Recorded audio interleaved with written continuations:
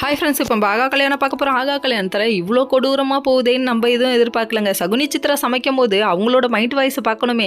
அனமிக்க ரசம் வைக்க ரசத்தையே தான் ஈஸியாக செய்வாங்க. ரசத்தை விஷ மாதிரி வச்சிருக்கேடி பாவி பாதகத்தி, உனக்கு என்னடி பண்ணோன்னு சொல்லிட்டு யோசிக்கிறாங்க. அது மட்டுமா கொஞ்சமாக செஞ்சுருக்கீங்க மகாவுக்கு, அதெல்லாம் ரிவெஞ்ச் எடுக்க வேணாமப்பா, இனிமேட்டுக்கு கருணு கொடூரமான சாப்பாடெல்லாம் சாப்பிடுங்கப்பா அப்படிங்கிற மாதிரி ஆயிடுச்சு.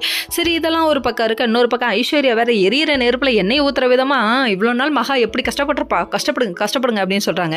இதெல்லாம் ஒரு பக்கம் இருக்க. இன்னொரு பக்கம் ஆஃபீஸில் மகா டார்ச்சல் அனுபவிக்கிறாங்க. யாரால அந்த ஸ்வேதாவால் புது டிசைன் வருதான், ஸ்பெஷலாக செய்யணுமா எப்படின்னு சொல்லி கேட்டால் ஒருத்தவங்க மாடர்ன் ட்ரெஸ்ன்றாங்க, ஒருத்தவங்க சாரிங்கிறாங்க. மகா உனக்கு டேஸ்ட்டே இல்லைன்னு சொல்லிட்டு அவ்வளோ பேர் முன்னாடி அசிங்கப்படுத்திட்டாரு. பொண்டாட்டி அசிங்கப்படுத்தணும்னா அப்படியே அல்வா சாப்பிட்ற மாதிரி வராங்க இந்த காலத்து பசங்க. சரி, இதெல்லாம் ஒரு பக்கம் இருக்க. இப்பெல்லாம் அசிங்கப்படுத்தக்கூடாது, அண்ணா பொண்டாட்டி விட்டு கொடுக்கக்கூடாதுன்னு சொல்லிட்டு யார் சொல்கிறாங்க? நம்ம விஜய் சொல்கிறாங்க. இப்போ கல்யாணம் ஆன சின்ன பையனுக்கு புரியுது, சொன்னால் வாழ்க்கையில் பெரிய மனுஷன் ஆகிட்டியான்னு சொல்லி கேட்பாங்க அப்படின்னு சொல்லிட்டு விட்டுட்டாரு. அதுக்கப்புறம் பார்த்தீங்கன்னா நம்ம மகா அப்செட்டாக இருக்கிறத பார்த்து நம்ம ஐஸ்வர்யா கேட்க விஷயத்தை எல்லாத்தையும் சொன்னதுக்கப்புறமா நான் உனக்கு ஒரு ஐடியா சொல்கிறேன்னு சொல்லிட்டு இவங்க ஹெல்ப் பண்ண வராங்க.